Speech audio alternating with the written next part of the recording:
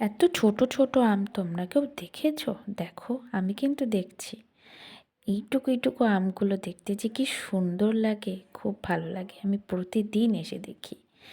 তো আমার তো কাজ টাজ হয়ে গেছে সকালের, কাচাকুচি করে স্নান টান করে ছাদে চলে এসেছি জামা কাপড় মেলতে।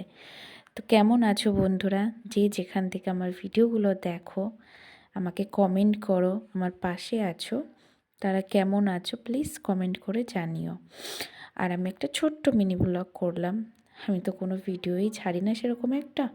কি করব, ভিউজ নেই, কিচ্ছু নেই, কি করব খালি খালি ভিডিও ছেড়ে।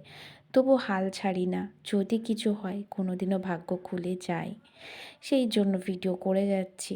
দেখি আমার ঈশ্বর আমার দিকে চান কি না। আসল কথা, আমিও চেষ্টা করি না, হয়তো আমিও সেরকমভাবে কোনো ভিডিও আপলোড করতে পারি না, করিও না ভিডিও। কি করব বলুন? আমার যে ছোট্ট একটা পুচকি সোনা আছে, ওকে নিয়ে আমার কিচ্ছু করার সময় নেই।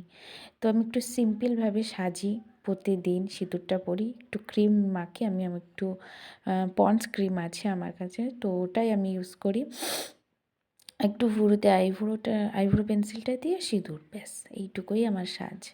আর আমার এইরকম হালকা সাজ সাজতে খুব ভালো লাগে। তোমাদের কেমন লাগে প্লিজ কমেন্ট করে জানিও। আর তোমরা এখন কি করছো? তোমাদের কাজ হয়ে গেছে কি না সেটাও প্লিজ জানিও।